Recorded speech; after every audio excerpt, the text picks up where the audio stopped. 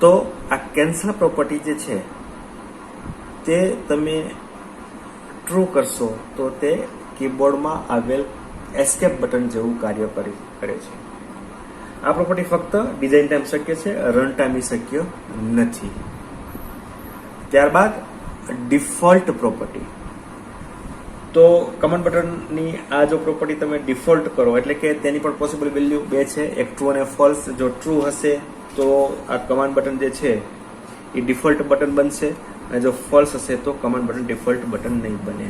Default button એટલે શું કે કીબોર્ડ ઉપર જે એન્ટર કી જે પ્રકારનું કાર્ય કરે છે તે પ્રકારનું કાર્ય કરાવવા માટે કમાન્ડ બટન પાસેથી કરાવવા માટે થઈને ડિફોલ્ટ પ્રોપર્ટી એની ઉપયોગમાં લેવાય છે. જો કમાન્ડ બટનની ડિફોલ્ટ પ્રોપર્ટી ટ્રુ કરવામાં આવે તો આ બટન છે ડિફોલ્ટ બને છે અને ડિફોલ્ટ બનવાથી તે એન્ટર કી જેવું કાર્ય કરશે. ત્યારબાદની પ્રોપર્ટી આવે છે આ પ્રોપર્ટી પણ રન ટાઈમ શક્ય નથી. જેમ કેન્સલ પ્રોપર્ટી રન ટાઈમ શક્ય નથી એ રીતના ડિફોલ્ટ પ્રોપર્ટી પણ રન ટાઈમ શક્ય નથી. ત્યારબાદ પ્રોપર્ટી આવે છે ટેબ ઇન્ડેક્સ. આ પ્રોપર્ટીનું કાર્ય જે ટેબ ઓર્ડર છે, ટેબ ઓર્ડરનો ક્રમ ગોઠવવાનો છે કે જ્યારે એક કરતાં વધુ કમાન્ડ બટન જ્યારે ફોર્મ ઉપર મૂકવામાં આવ્યા હોય ત્યારે સૌ પ્રથમ કયા બટન ઉપર જશે, ત્યારબાદ ટેબ ઉપર ફરી કીબોર્ડ ઉપરથી ટેબ કી પ્રેસ કરવાથી બીજા ક્રમે કયા કમાન્ડ બટન ઉપર જશે, એમ એક કમાન્ડ બટન, 3 કદમ, બીજું, ત્રીજું, ચોથું, એમ જેટલા પણ કમાન્ડ બટન મૂક્યા હોય એમ વારાફરતી એક કમાન્ડ બટન ઉપરથી બીજા કમાન્ડ બટન ઉપર જવા માટેનો જે ક્રમ ગોઠવવામાં આવે છે તે ટેબ ઇન્ડેક્સ ઉપર એટલે કે ટેબ ઇન્ડેક્સ પ્રોપર્ટી દ્વારા નક્કી કરવામાં આવે છે. ડિઝાઇન ટાઈમમાં જે તે કમાન્ડ બટનને સિલેક્ટ કરો અને એને ક્રમ આપો. ક્રમ 0 થી આપવાનો. સૌ પ્રથમ ક્રમ તમે જે આપો એને 0, ત્યારબાદ બીજા ક્રમે જે બટન ઉપર લઈ જવું હોય ફોકસ એને 1, પછી ત્રીજા ક્રમે 2. આ રીતના તમે ટેબ ઇન્ડેક્સ ગોઠવી શકો છો. તેને રન ટાઈમમાં પણ શક્ય છે. cmd1 ટેબ ઇન્ડેક્સ અને પછી જે પણ ક્રમ આપવો હોય તે 0, 1, 2, 3, 4 આ રીતે તમે આપી શકો છો. ત્યારબાદ ટેબ સ્ટોપ. ટેબ સ્ટોપનું કાર્ય શું છે કે કીબોર્ડ પરથી ટેબ પ્રેસ કરવામાં આવે ત્યારે કમાન્ડ બટન માટે ટેબ સ્ટોપ પ્રોપર્ટીની કિંમત જો ટ્રુ આપેલી હોય તો કમાન્ડ બટન ઉપર ટેબ ઇન્ડેક્સ પ્રોપર્ટીમાં આપેલા ક્રમ મુજબ ફોકસ થાય છે. એટલે કે જે ટેબ ઇન્ડેક્સની જે ક્રમ જે આપ્યો હોય છે, આપણે જે આગળ વાત કરી 0 થી આપવામાં આવે છે, એ ક્રમ મુજબનું ફોકસ કરવા માટે થઈને ટેબ સ્ટોપ નામની પ્રોપર્ટી ઉપયોગમાં લેવાય છે. તેની પોસિબલ વેલ્યુ બે હોય છે, ટ્રુ અને ફોલ્સ. જો ટ્રુ આપેલી હશે તો ટેબ પ્રેસ કરવાથી કમાન્ડ બટન ઉપર ફોકસ કરી શકાય છે અને જો ફોલ્સ હશે તો કમાન્ડ બટન ઉપર ફોકસ થશે નહીં. એમ આ એની ટેબ ઇન્ડેક્સ અને ટેબ સ્ટોપ પ્રોપર્ટી હોય છે. ત્યારબાદ આપણે જોઈએ એની ઇવેન્ટ. તો એમાં ઇવેન્ટ છે click, got focus, lost focus. તો ક્લિકથી શું થાય? ક્લિક ઇવેન્ટ જે છે એ કમાન્ડ બટનની સૌથી મહત્વની ઇવેન્ટ છે.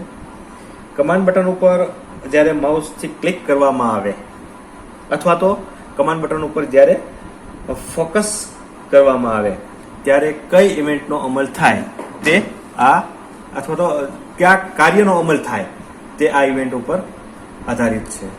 Got focus. તો ગોટ ફોકસનું કાર્ય શું છે? તો આ જે ઇવેન્ટ છે એ કમાન્ડ બટન ઉપર ફોકસ આવે ત્યારે કયા સ્ટેટમેન્ટનો અમલ થાય તે નક્કી કરવા માટે લોસ્ટ ફોકસનો ઉપયોગ કરવામાં આવે છે. ત્યારબાદ લોસ્ટ ફોકસ. કમાન્ડ બટન ઉપરથી ફોકસ જ્યારે દૂર થાય એટલે કે કર્સર કમાન્ડ બટન ઉપરથી બીજા કોઈ કંટ્રોલ ઉપર જાય ત્યારે જે કમાન્ડ બટન ઉપરથી કંટ્રોલ જાય છે ત્યારે લોસ્ટ ફોકસ ઇવેન્ટનો અમલ થાય છે. એટલે કે જ્યારે ફોકસ દૂર થાય ત્યારે કયા સ્ટેટમેન્ટનો અમલ કરવાનો તે આ ઇવેન્ટ દ્વારા નક્કી કરવામાં આવે છે. ત્યારબાદ એની આવે છે મેથડ. તો મેથડ જે મૂવ મેથડ છે એ જેમ આપણે ફોર્મને લગતી મેથડ છે તે જ પ્રકારનું કાર્યમાં હોય છે. એટલે આપણે આગળ ચર્ચા કરીએ એટલે અહીંયા ચર્ચા નહીં કરીએ. હવે આવે છે ઝેડ ઓર્ડર. ઝેડ ઓર્ડરનું કાર્ય ક્રમ. જ્યારે એક કરતા વધુ કંટ્રોલ ઉપર એક ફોર્મની અંદર એક કરતાં વધુ કંટ્રોલ હોય ત્યારે એક કંટ્રોલ ઉપર બીજા કંટ્રોલનું ઓવરલેપિંગ થતું હોય ત્યારે સૌ પ્રથમ કયા કંટ્રોલને આગળ લાવવો છે અને કયા કંટ્રોલને પાછળ લઈ જવો છે તેનું ઓવરલેપિંગ કરવા માટે થઈને ઝેડ ઓર્ડર દ્વારા તેનો ક્રમ નક્કી કરવામાં આવે છે. તો ઝેડ ઓર્ડરથી જેને આપણે આગળ લાવવો છે એને જે કંટ્રોલને આગળ લાવવો છે એને આગળ લાવી શકશું. ત્યારબાદ જેને બીજા ક્રમે ત્રીજા ક્રમે રાખવો છે એને આપણે ઓર્ડર પ્રમાણે એને ગોઠવી શકશું. Set focus. સેટ ફોકસ શું છે? સામાન્ય રીતે ટેબ ઇન્ડેક્સ પ્રોપર્ટી દ્વારા કોઈ કંટ્રોલ ઉપર ફોકસ લાવવા માટે જેમ આપણે ટેબ ઇન્ડેક્સ પ્રોપર્ટીનો ઉપયોગ કરતા હતા તેવું જ કાર્ય આ મેથડ કરે છે. સેટ ફોકસ દ્વારા તમે કંટ્રોલ ઉપર ફોકસ લાવી શકો છો. તો આ થયા કમાન્ડ બટનને લગતી પ્રોપર્ટી, ઇવેન્ટ અને મેથડ. હવે જોઈએ ત્યારબાદ ત્રીજો કંટ્રોલ ટેક્સ્ટ બોક્સ. ફોર્મમાં જઈએ અને આ જે છે એ ટેક્સ્ટ બોક્સ છે. તમે ક્લિક કરી ડ્રેગ કરીને તમે ટેક્સ્ટ બોક્સ અહીંયા મૂકી શકો છો. આની અંદર ટેક્સ્ટ ડિસ્પ્લે થાય છે. આ અહીંયા ટેક્સ્ટને લગતી પ્રોપર્ટી છે. હવે આમાં પણ જેમ ફોર્મ અને કમાન્ડ બટનમાં જે પ્રોપર્ટી આવતી હતી તેવી પ્રોપર્ટી આમાં પણ આવે છે. તો આપણે એને કોમન પ્રોપર્ટી તરીકે ઓળખશું જે દરેકને લાગુ પડતી હોય. Name, appearance, back colour, fore colour, font, enable, visible, left, top, height અને વિડ્થ, ટેબ ઇન્ડેક્સ અને ટેબ સ્ટોપ. આ જે અગાઉ આપણે ચર્ચા કરી ગયા છે તેને તે પ્રોપર્ટી ટેક્સ્ટ બોક્સને પણ લાગુ પડશે. એટલે આની ચર્ચા આપણે અહીંયા નહીં કરીએ. પણ જે અગાઉ નથી આવી તેવી પ્રોપર્ટી, તો તેવી પ્રોપર્ટીમાં આપણે નથી આવી એવી પ્રોપર્ટી જે જોઈએ તો એમાં છે સૌપ્રથમ ટેક્સ્ટ પ્રોપર્ટી.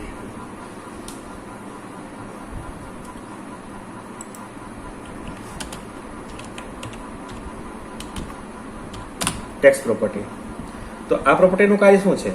ટેક્સ્ટ પ્રોપર્ટીનું કાર્ય ટેક્સ્ટ બોક્સમાં કઈ ટેક્સ્ટ ડિસ્પ્લે કરવી છે તે નક્કી કરવાનું છે. જોઈએ આપણે કે આ ટેક્સ્ટ બોક્સ છે. આ ટેક્સ્ટ બોક્સની અંદર txt1 લખેલું છે. તમને દેખાય એના માટે એટલા માટે થઈને આની હું ફોન્ટ પ્રોપર્ટી છે ને મોટી કરી નાખું. ફોન્ટ પ્રોપર્ટી દ્વારા એની સાઇઝ મોટી કરું તો તમને જોવા મળશે.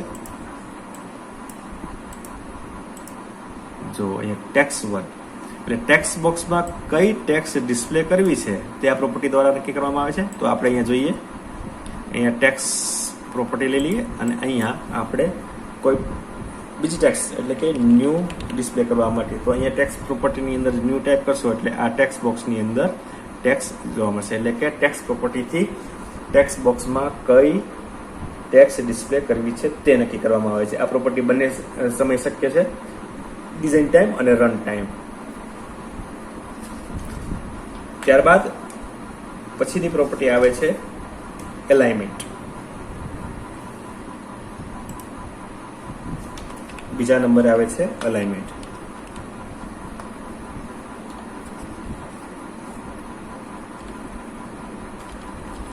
Element property. તો એલિમેન્ટ પ્રોપર્ટી એની પોસિબલ વેલ્યુ 3 હોય છે. જોઈએ અહીંયા અલાઇનમેન્ટ.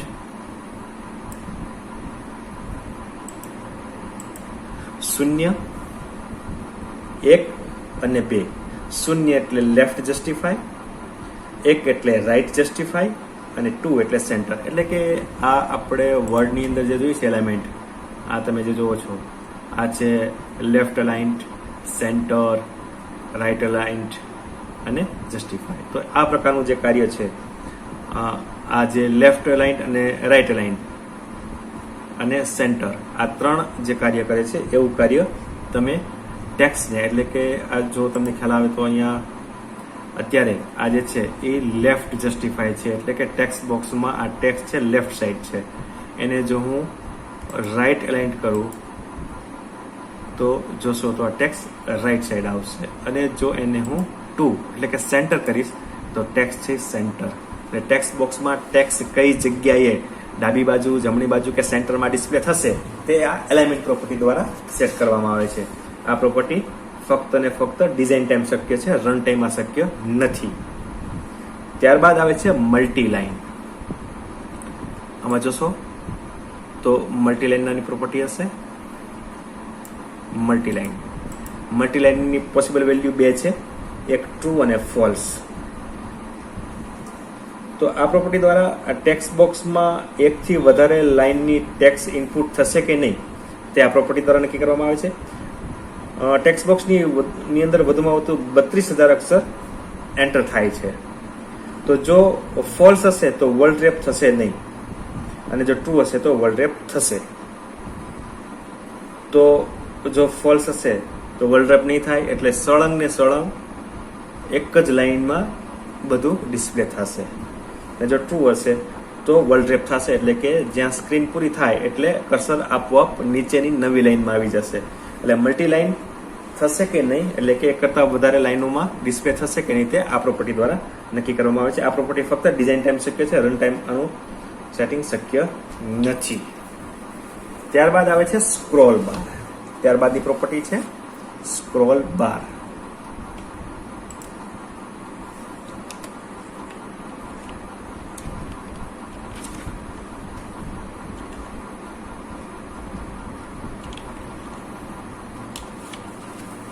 તો ટેક્સ્ટ બોક્સમાં વર્ટિકલ કે હોરિઝોન્ટલ અથવા તો બંને સ્ક્રોલ બાર મૂકવા છે કે નહીં તે આ પ્રોપર્ટી દ્વારા નક્કી કરવામાં આવે છે. આ પ્રોપર્ટીની પોસિબલ વેલ્યુ અહીંયા જોઈએ આપણે સ્ક્રોલ જોશો તો પોસિબલ વેલ્યુ 0, 1, 2 અને 3. 0 એટલે સ્ક્રોલ બાર નહીં હોય, 1 એટલે હોરિઝોન્ટલ સ્ક્રોલ બાર હશે, 2 એટલે વર્ટિકલ સ્ક્રોલ બાર જોવા મળશે, અને 3 એટલે બંને સાઈડ સ્ક્રોલ બાર જોવા મળશે. જો 1 કરીએ એટલે હોરિઝોન્ટલ. હવે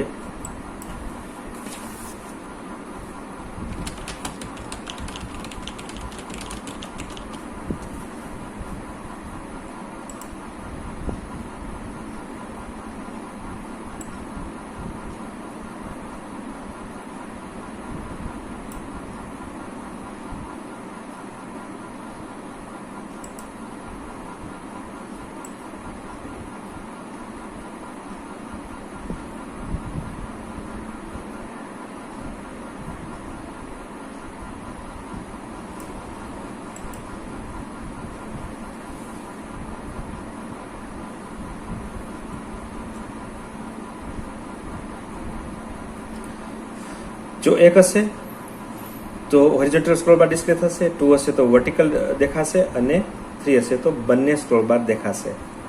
જ્યારે ટેક્સ્ટ બોક્સ મૂકવામાં આવે ત્યારે ટેક્સ્ટ બોક્સની અંદર ટેક્સ્ટ બોક્સ